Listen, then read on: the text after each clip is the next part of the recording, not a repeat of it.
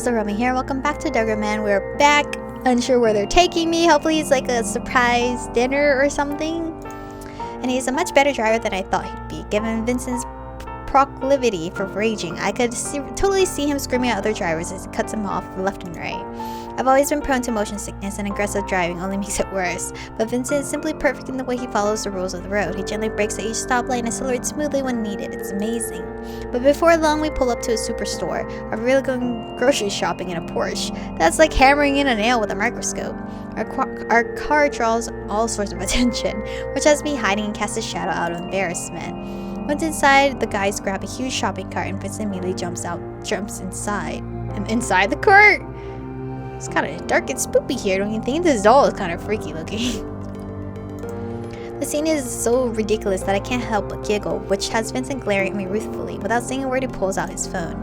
Cass is pushing Vincent around while tossing food into the cart now, and it's clear why the party room is always fully stocked. Okay, so he is inside the cart.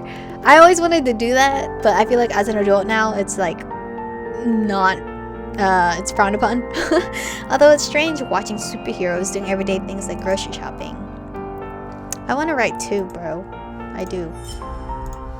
Watching Vincent, my head begins to fill with some delinquent ideas, but my desire to join in is so strong that I end up asking, can I ride in the cart too? It seems stupidity is contagious. I was expecting Vincent to be his usual mean self, but he's actually in a decent mood today. Apparently the stars have aligned for the first time in forever. Without saying a word, he hops out of the cart so Cassel can help me into it, then walks beside us with his face buried in his phone while Cass methodically plies me with food as he pushes the cart along. I feel like the child of a married couple. When we finally finish shopping, Cassel quietly picks me up out of the cart, which I wouldn't have been able to do on my own considering how stuffed with food I am. Although maybe he was just being practical. He helps me out of the cart and I don't ruin the food trying to climb out myself. Either way, I'm pretty damn happy. Back in the car, Cass opens a bag of chips and offers them to Vincent and me. Never thought you'd eat something so disgusting. Well, humans eat all kinds of toxic crap. What's the difference? There's an edge to his joke, almost like he's trying to settle his nerves. Ignoring his awkward chuckle, I continue. Speaking of humans, it's strange that you guys have to shop for your own food. Un forbids us from getting it any other way. He says that we shouldn't undermine the economy. Thus his insistence on spending money. But where does all your money come from? I mean, just look at this car. Ask I'm. Do you even have a driver's license? What do you think? Vincent chuckles again. I'm being serious. Yeah, I've got all kinds. Really, even for trains and buses. Every class, more or less, not that it matters. So you pass all your driving exams. Heck no, do you think I have time for that? Yet you have all of these licenses? That's right. But you didn't take the exams. Just how your license is valid. I've earned them through skill. Do you think driving a tram is hard? Heck, I've even driven tank before. That's ridiculous.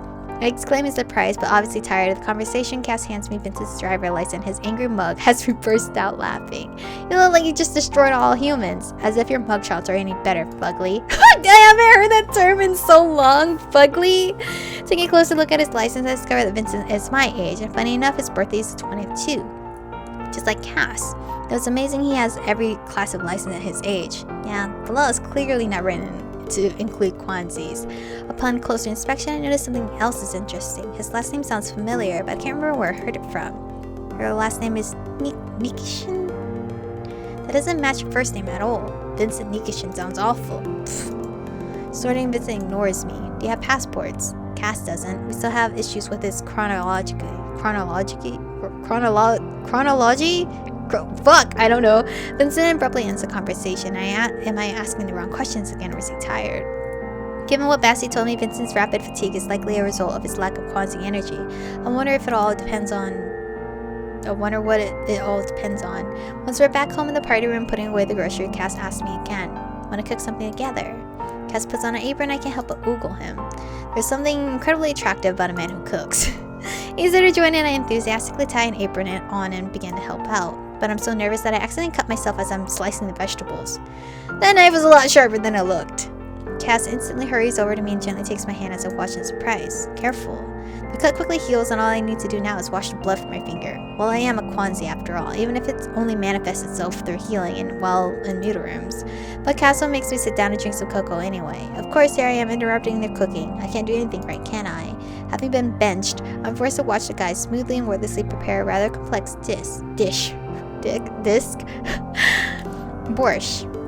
But it's not long before they call me over to help. I have no sense of measurement. I always do it like crazy. I'm the opposite. Either pretending so I don't get upset. In the end, the three of us, along with Basti, who had been drawn in by the delicious smells, enjoy a nice meal. After dinner, Cass pulls me aside. Can you look at me now without being scared?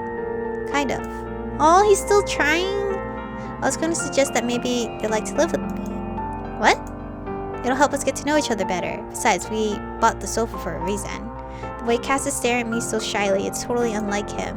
Yeah, why not? Unless it'd be awkward for you, of course. Cass is a man of his word. That very evening, he and Vincent helped move my things into their room. And I'm even given an entire closet and a large shelf in the pantry. So you've taken over our fort now. Vincent snorts as he watches me sort through the shampoos, balms, masks, and shower gels I'd bought when we had gone to the mall before. Well, it was a bit empty in here. By nightfall, we're all so tired that the three of us end up watching some stupid comedy show while lounging on the couch. The main character is even dumber than you are. Vincent's laugh is so loud and annoying that I kick him out of spite, and I'm quite surprised when I notice Cass join me in the endeavor. What better way to bring two people close than beating someone up together? The movie is so boring that I end up falling asleep halfway and only be gently nudged awake. Are you asleep? Should I change you? Change me? What do you mean? My clothes? Half asleep, my response is shockingly blatant. Yeah, I want to sleep in the shirt that you're wearing. Oh! Pervert. How am I the pervert you offered? Despite his comment, Cass's warm hands clumsily strip off my shirt, then my jeans. His touch isn't sexual. He doesn't caress my skin. He barely even touches my body. He simply removes everything but my underwear and does nothing more. There's no harassment, just concern. I'm not giving you a used shirt. He then helps me put on one of his clean t-shirts. Good night. But I kind of wanted yours. It's got this cute raccoon on it. He stopped like, oh, forehead kiss. Imagine this is the fake end. This is all a mirage of a dream that I'm having. That would break me. He softly kisses my forehead before laying me to sleep soundly on the sofa.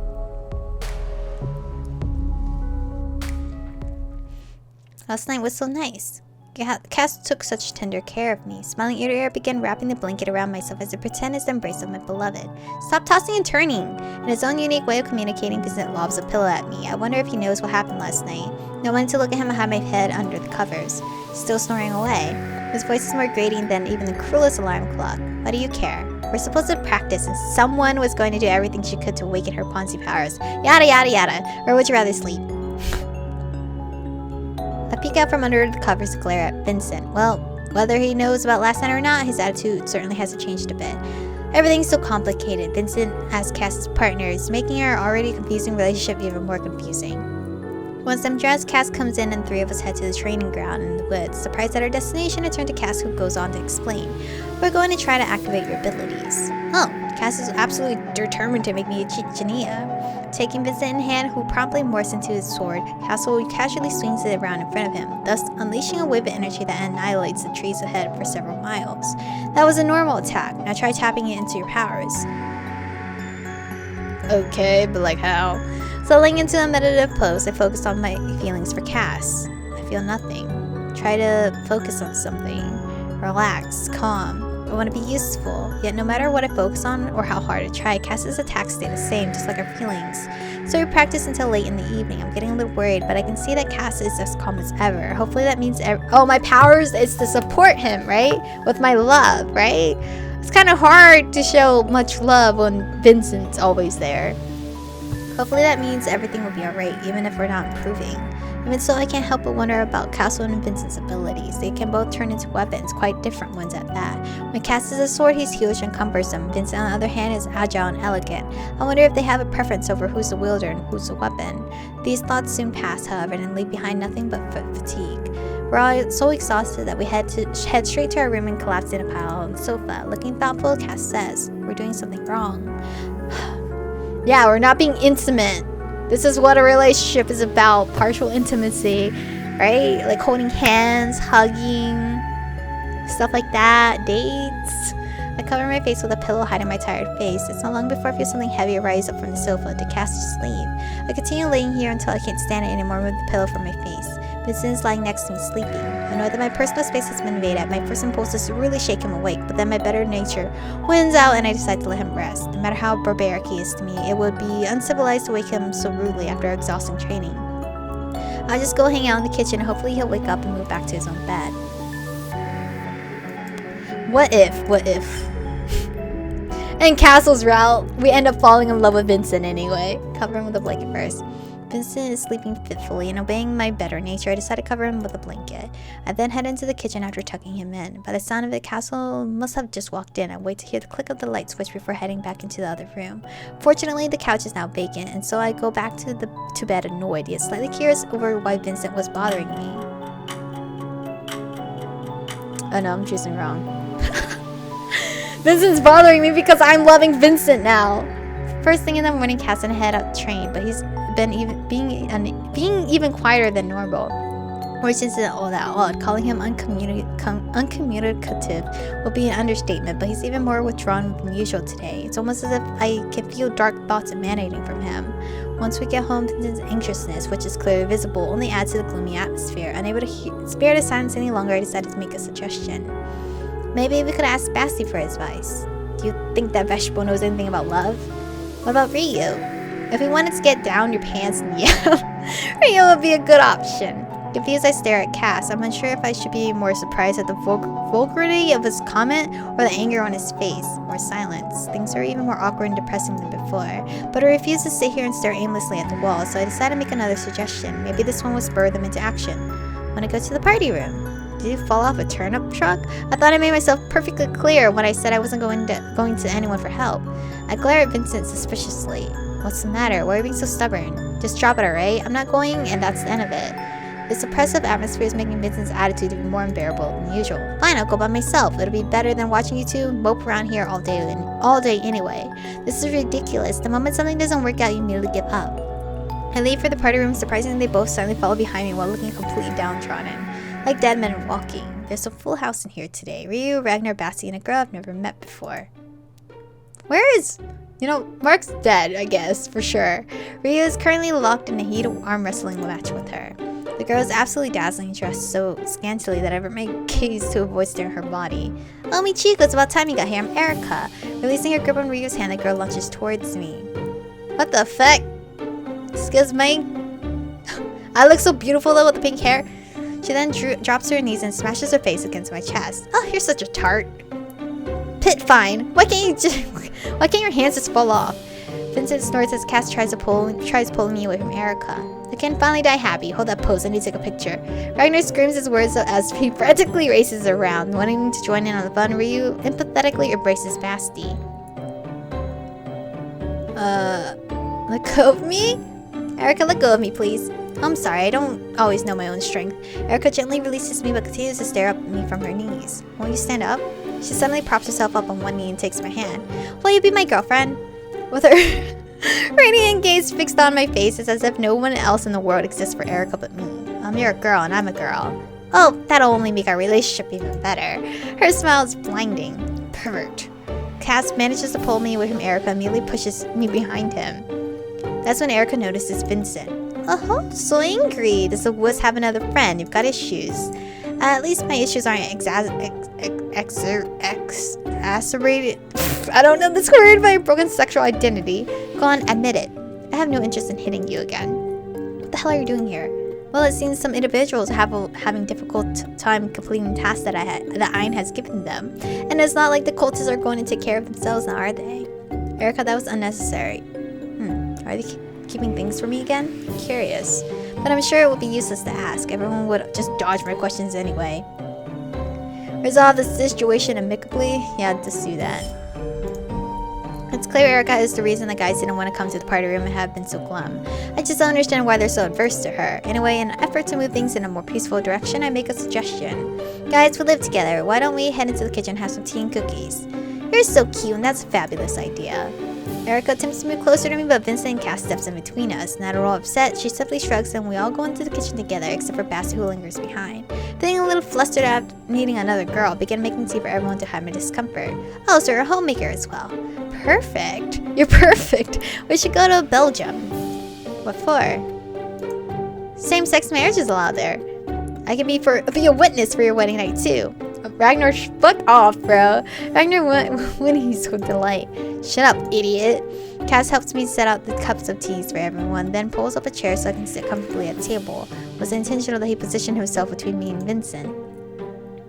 Avoid Erica's gaze. No, I'm trying to love my man Cassel here. I can feel Erica's curious gaze linger over me, but I try to pretend like I don't notice it. Something about this entire situation bothers me, though.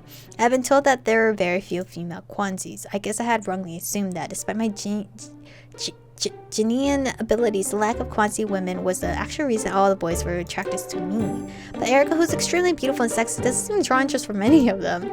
How strange. And this is where we're gonna stop for today. I literally thought I'm nearing the ending soon, but it doesn't seem to be the case. What ending am I getting?